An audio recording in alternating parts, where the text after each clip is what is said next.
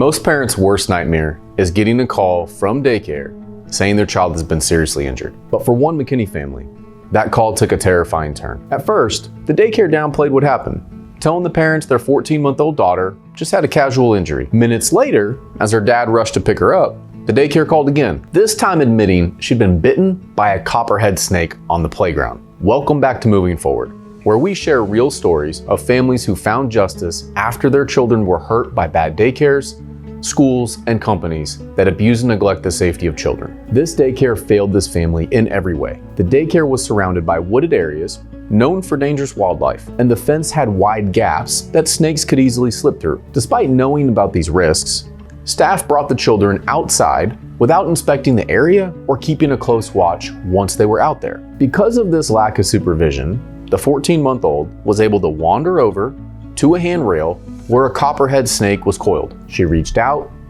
touched it, and was bitten by the snake. The worst part, when the daycare staff finally realized the snake had bitten the child, they called the child's parents instead of 911. By the time the parents got their daughter to the ER, her finger had blistered, and her hand and wrist were dark, swollen, and painful. Doctors had to give her antivenom and morphine before transferring her to a children's hospital for overnight observation. The family was left traumatized, not only by the bite itself, but by the daycare's refusal to act in an emergency. Their little girl's suffering didn't end at the hospital. She endured ongoing pain, separation anxiety, night terrors, and sleep disturbances long after the attack. When the family reached out to us, one of their biggest questions was whether pursuing legal action would even be worth it. They didn't want to put their daughter through any more stress than she had already endured. We understood that fear, but after investigating, it was clear this daycare's history of neglect couldn't be ignored. Our team uncovered that over just 2 years, the daycare had been cited 7 different times